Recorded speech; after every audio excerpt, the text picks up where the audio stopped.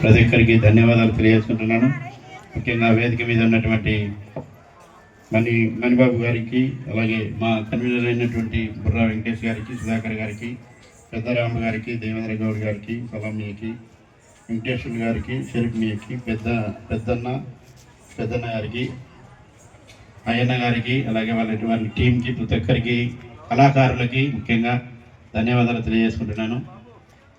ఈరోజు doctor BR Ambedkar గారి జయంతి సందర్భంగా మనం ఈరోజు ఆయన యొక్క స్టాచ్యూను ఇనాగ్రేషన్ చేయడం చాలా సంతోషకరం. అది నేను ఎమ్మెల్యేగా ఉన్న టైంలో ఈ యొక్క కార్యక్రమాన్ని ఏర్పాటు చేయడం అంటే నాకు చాలా ఆనందంగా ఉంది. ఎందుకంటే ఈ ఊర్లోనే ఎమ్మెల్యేగా చికామన్ తాత దాదాపుగా ఒక 4 సార్లు ఎమ్మెల్యేగా గెలిచి, అలాగే ఆయన కుమారుడైనటువంటి మణిగాంధీ గారు కూడా ఎమ్మెల్యేగా అయ్యారు. కాబట్టి వాళ్ళు కూడా నాకు సుపరిచితులే. అయినా మా తండ్రి గారికి, మా తాతలకు కూడా చికామన్ తాత బాగా సుపరిచితుడు. ఎందుకంటే నేను చిన్నగా ఉన్న టైంలో ఎప్పుడంటే మా గ్రామాన్ని సందర్శించినప్పుడు కూడా మేము వెళ్ళే వాళ్ళము. అలాగే మా కుటుంబాలు అయినటువంటి మా ఇళ్ళకు కూడా వచ్చేవారు ఆ తాత. కాబట్టి ముఖ్యంగా ధన్యవాదాలు తెలియజేసుకుంటున్నాను.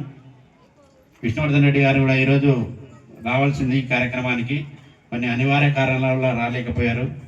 కాబట్టి ఈరోజు ఈ కార్యక్రమానికి రావడం చాలా సంతోషకరం. డాక్టర్ బిఆర్ అంబేద్కర్ గారి 135వ జయంతి సందర్భంగా మన యొక్క ఎస్సీ, ఎస్టీ, బీసీలు ఈ యొక్క సామాజిక సమానత్వాన్ని ఏర్పరచుకోవడానికి అంబేద్కర్ గారు ఆయన ఎంతో కృషి చేశారు. ఈ యొక్క భారత రాజ్యాంగాన్ని నిర్మించడానికి ఆయన చేసిన కృషి ఎంతో చాలా సేవలు చేయడం జరిగింది.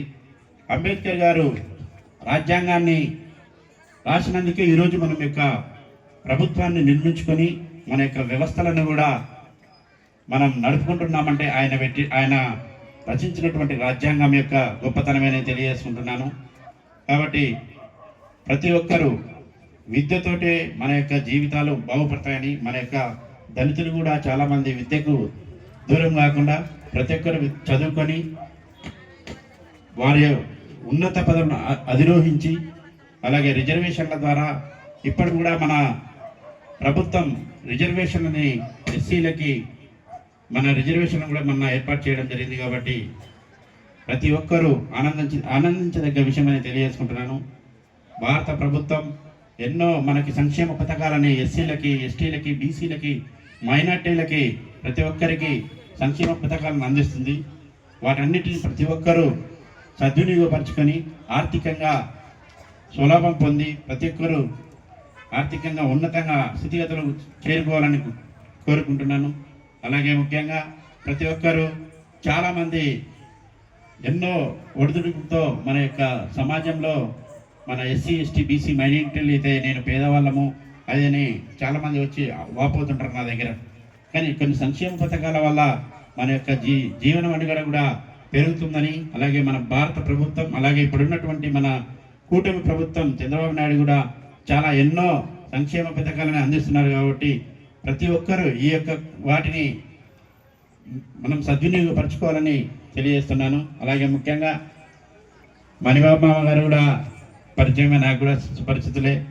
అలాగే ఈ యొక్క కార్యక్రమానికి ఆయన పిలవడం, సాధారణంగా ఆహ్వానించడం చాలా సంతోషకరం. అలాగే ఈ ఊర్లో మనకి కూడా బంధుత్వమే ఉంది, అందరూ బంధువులే.